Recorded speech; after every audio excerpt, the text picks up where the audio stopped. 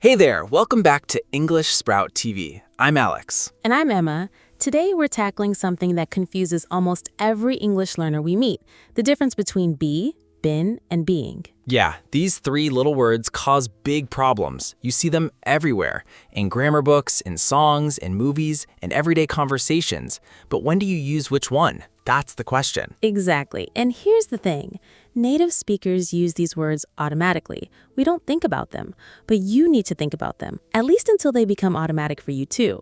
So today we're going to break it all down with real examples, real conversations, and zero confusing grammar jargon. By the end of this episode, you'll know exactly when to say I want to be, I have been, and I like being. You'll understand the grammar, sure, but more importantly, you'll hear how these words sound in real life.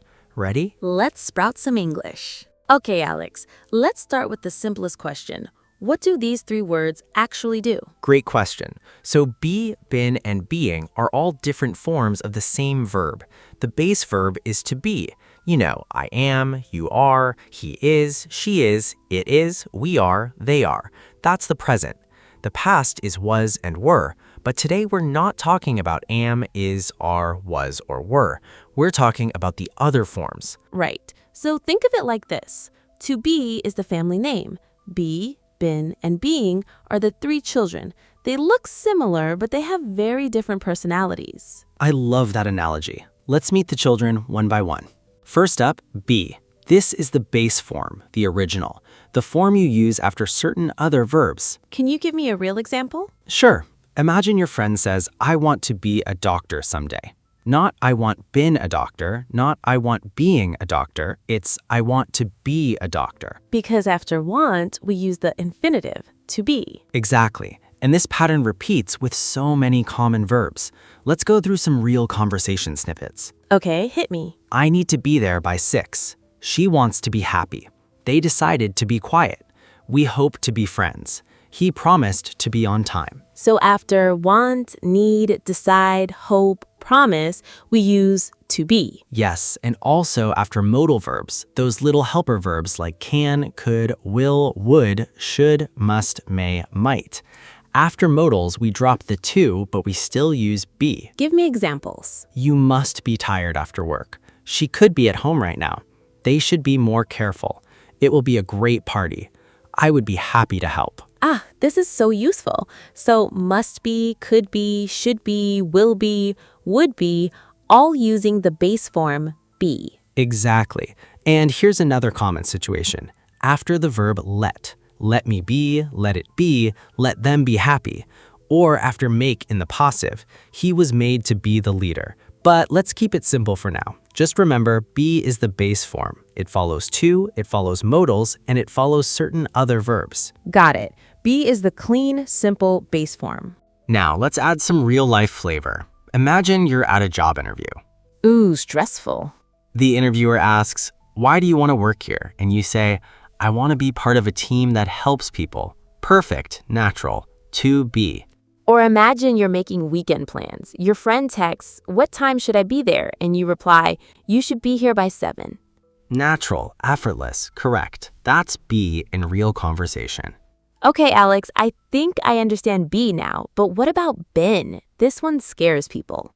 Been scares people because it's invisible in a way. It's the past participle of to be, and we use it in perfect tenses. You know, have been, has been, had been. So been always needs have?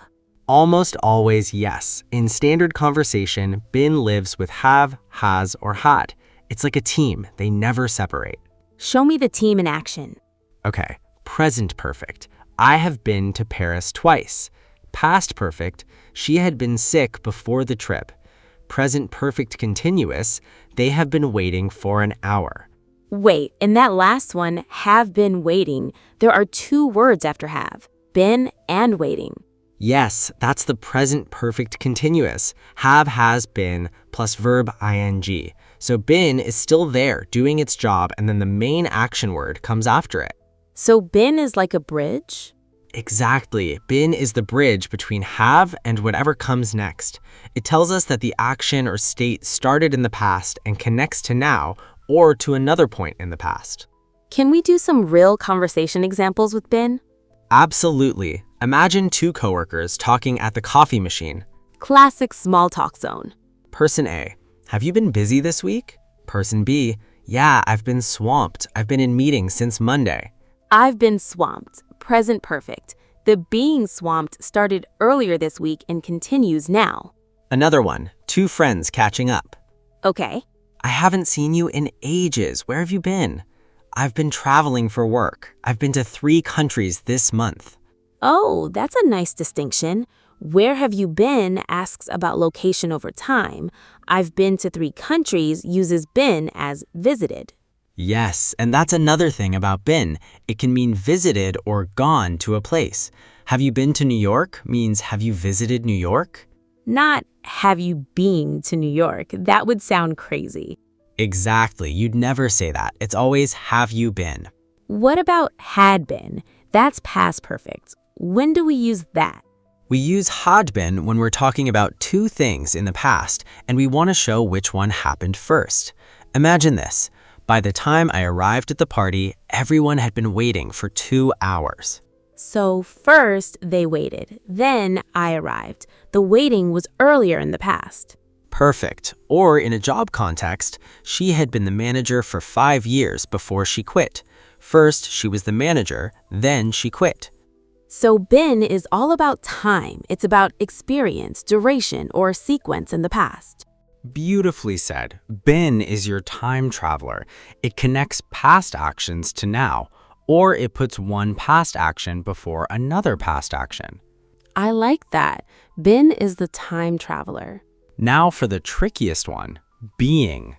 Being always sounds so formal to me. Being polite, being honest, is it really that common? It's extremely common, but learners avoid it because it feels weird. Being is the present participle of to be. We use it in continuous tenses, in passive constructions, and as a noun, a thing, an idea. Let's break those down. First, continuous tenses. Present continuous passive. The house is being built. The documents are being reviewed. Dinner is being prepared. Oh, so instead of the workers are building the house, we flip it to the house is being built. Exactly. The focus changes from the worker to the house. And that little word being is the engine that makes the passive continuous work. Is being built, are being reviewed, is being prepared. When would I say that in real life? Imagine you're calling about a job application. You ask, what's the status of my application? And they say, it's being processed right now. You should hear back next week. It's being processed, so it's happening now, but we don't know who is doing it, and we don't care. Exactly. Or imagine your package is late. You check online and it says your order is being shipped. Not your order is shipped, that sounds finished. Is being shipped means it's in progress right now. Okay, that makes sense. But you also said we use being as a noun. Yes, this is where it gets really interesting. We can talk about being as a concept, human being, a strange being from another planet. But more commonly, we use being after certain adjectives and prepositions. Like what? I like being alone sometimes. She hates being late. They're used to being the best. He's good at being patient. Being kind costs nothing. Oh, so being turns the adjective or state into an activity. Being late, the state of lateness as an experience. Exactly. And notice the difference. I am late is a fact right now. I hate being late is about the experience, the general state. It's bigger than one moment. That's a crucial difference. Let me test myself. If I say I am tired, that's now, but I hate being tired, that's about the experience of tiredness in general. You got it. And here's another real conversation example. Imagine someone apologizes to you.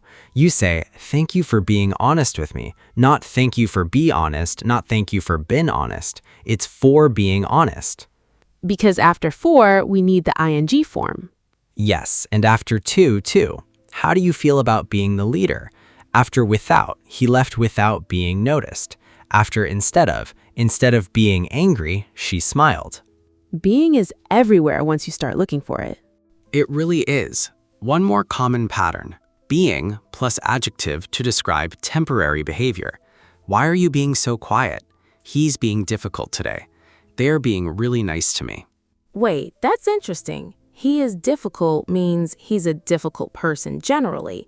He is being difficult means he's acting difficult right now, but maybe he's not usually like that. That's one of the most subtle and important distinctions in English. Being plus adjective describes temporary behavior. Is plus adjective describes permanent character. Wow. So, why are you being so rude means right now in this moment your behavior is rude, but you are rude means you are a rude person generally.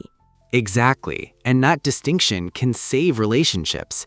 If you say you are rude, it's an attack on their identity.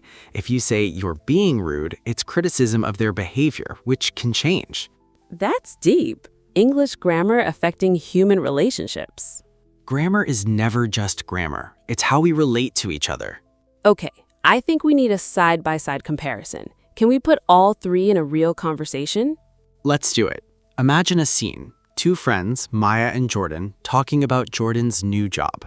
I'll play Maya, you play Jordan. Got it. Hey Jordan, I heard you got promoted. You must be so excited. I am excited, but I also want to be a good manager. I don't want to mess this up. Have you been a manager before? No, I haven't been in a leadership role until now, but I've been preparing for this for months. How have you been preparing? I've been reading books on leadership, and I've been asking my old boss for advice. That's smart. How does it feel being the boss now? Being the boss is weird. Everyone is being so nice to me, and I think they're being extra careful because I'm new.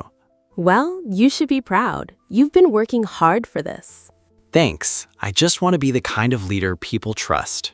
You will be. You've always been reliable. Did you catch them all? Let's count. Must be excited, modal plus be. Want to be a good manager, want plus to be. Have you been, present perfect. Haven't been, present perfect negative. I've been preparing, present perfect continuous. Being the boss, being as noun or experience. Everyone is being so nice, being for temporary behavior. Should be proud, modal plus be. Will be, modal plus be. Have always been, present perfect with always. 11 uses in one tiny conversation, and every single one was natural. That's how native speakers talk. We just don't notice because it's automatic. That's incredible. When you see them lined up like that, it's obvious why learners get confused. But when you understand the jobs each word does, it becomes much clearer. Now let's talk about the mistakes, the things you should not do. The danger zone. Mistake number 1, using been without have. I hear learners say things like, I been there, or she been sick. No, it needs to be, I have been there, or I've been there, or she has been sick. Right. Been cannot stand alone in standard English. Mistake number 2, using being when you need be. Like, I want being happy. No, it's I want to be happy. Or you should being quiet. No, you should be quiet. So after modals and to, never use being. Mistake number 3, using be in a perfect tense. I have be there. No, I have been there. And mistake number 4. Mixing up temporary and permanent, saying he is being tall instead of he is tall. You don't say being tall because height isn't a temporary behavior, it's a permanent state. But you can say he's being quiet because quietness is a choice in that moment. So being plus an adjective is only for things people can control or change in the moment. Exactly. You can be being careful, being silly, being serious, being patient, being rude, but you can't be being tall, being Brazilian, being 30 years old. Those just are. That rule alone will save people from so many awkward mistakes. Okay, Alex, I think our learners are ready for a challenge. Yes, here's your practice mission for today. We're going to give you 3 sentence starters. Finish them using be, been, or being. Say them out loud, write them down, post them in the comments if you want feedback. Sentence 1. I want to, blank, a better English speaker. Sentence 2. I have blank studying English for blank months. Wait, that needs a number. Let's say I have blank studying English for 6 months. Sentence 3. Right now I am blank, very focused. And sentence 4, a bonus, Thank you for blank so patient with me. Take a moment. Pause the video if you need to. The answers are: I want to be a better English speaker. I have been studying English for 6 months. Right now, I am being very focused. Thank you for being so patient with me. How did you do? If you got all 4 right, you're already thinking like a native speaker. If you made a mistake, that's completely fine. That's how learning works. And here's a bonus challenge. Try to write 1 sentence about yourself using be, 1 using been, and 1 using being. Put them in the comments below. Emma and I read every single comment, and we love seeing your progress. So let's do a quick recap before we go. Be is the base form. Use it after to. I want to be. Use it after modals. You should be. I will be. She must be. Been is the past participle. It travels with have, has, or had. It talks about life experience. I have been to Tokyo. It talks about duration. They have been waiting. And it talks about sequence in the past. She had been a teacher before she became a writer.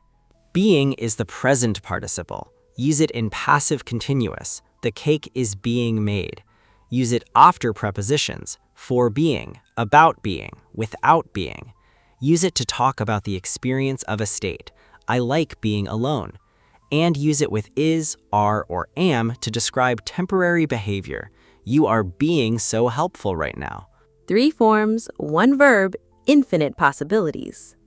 And remember, grammar isn't a wall that blocks you. It's a bridge that carries you. Every time you learn a distinction like this, you're building a stronger bridge to fluency. Beautifully said. If this episode helped you, please hit the like button. It tells YouTube that this video deserves to reach more English learners around the world. And if you haven't already, subscribe to English Sprout TV. We post new lessons every single day. Real conversations, real grammar, real progress. No textbooks, no stress. Just English that actually works in your life. Also, check out the link in our description for the free PDF transcript of this lesson. You can read along, highlight your favorite phrases, and review whenever you want. Thanks for spending this time with us today. Keep practicing, keep making mistakes, keep growing. This is Alex. And this is Emma. And this is English Sprout TV. See you in the next lesson.